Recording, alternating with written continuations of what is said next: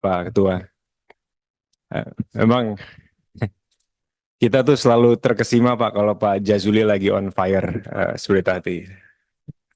Dan ini satu-satunya orang Banten yang punya aksen Batak Pak Jazuli. Jadi sebenarnya kata-kata penutupnya tadi dari beliau, cuma saya hanya ada beberapa pertanyaan. Pertama kalau soal keamanan laut, saya yakin Pak Kabakamla ini sudah tidak diragukan lagi. Apalagi waktu itu Komisi 1 pernah dijamu di Papua Barat, di Sorong waktu itu kita sangat berkesan sekali Pak. Mungkin salah satu alasan kenapa Bakamla kantornya belum jelas, mungkin dikira karena kerjanya di laut, disuruh bangun di laut Pak.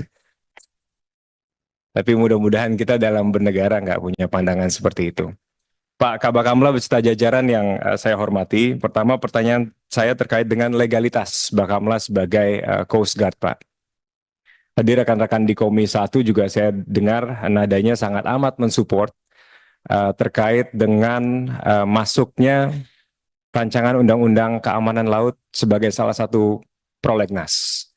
Saya yakin political will-nya di situ jelas. Saya yakin support dari kami di DPR pun sangat jelas.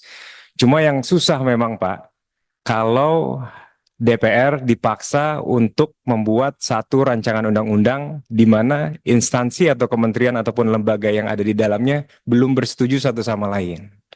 Saya duduk di dua pansus waktu itu, di Pansus Landas Kontinen dan Pansus RUU Kelautan. Landas Kontinen pimpinannya Pak Jenderal Hasanuddin di samping saya. Begitu juga di Pansus RUU Kelautan kemarin Pak. Itu kayaknya perbedaan pendapat jelas. Bahkan ada drama sedikit di dalamnya. Karena memang banyak kewenangan yang overlap. Kewenangan yang tumpang tindih. Bahwa di laut ini diisi kewenangannya oleh berbagai macam instansi ataupun kementerian ataupun lembaga. Nah, di akhir dari rapat RUU Pansus Kelautan di situ Pak, saya hanya ingin meminta pendapat ini kepada Pak Kabakamla, ditegaskan oleh Menteri Kelautan dan Perikanan sebagai ketua koordinator di Pansus kemarin, bahwa RUU Kelautan ini akan di carry over dilanjutkan dalam bentuk omnibus Pak. Nah, Bapak tahu sendiri kalau omnibus biasanya rapatnya cepat, semuanya selesai, berbagai macam undang-undang dilaksanakan dalam sekejap bisa selesai. Nah, saya minta pandangan Pak Kabakamla, ini akan menguntungkan atau memberatkan untuk Bakamla itu sendiri. Itu yang pertama. Yang kedua, tadi teman-teman juga sudah menegaskan terkait dengan pentingnya bagaimana Bakamla ke depan harus kuat, jangan sampai ada gaduh lagi di wilayah perairan kita. Tapi saya ingin membahas sedikit tentang lawatan pertama Presiden Pak Prabowo Subianto ke Cina. Yang menarik dari kunjungan beliau, tentu pertama kita dorong prinsip bebas aktif Indonesia bersahabat dengan siapapun. Tapi yang menarik di situ Pak, adalah yang dibawa dalam rombongan beliau bukan hanya pengusaha ataupun di bidang usaha.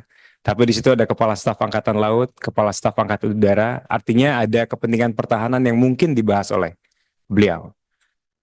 Kita tentu nggak mau negara kita dengan Republik Rakyat Tiongkok bisa berseteru di wilayah perairan kita.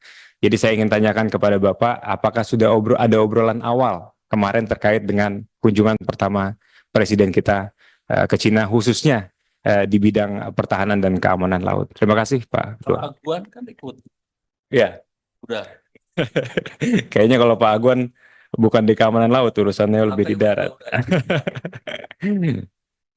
Tolong dijawab Pak.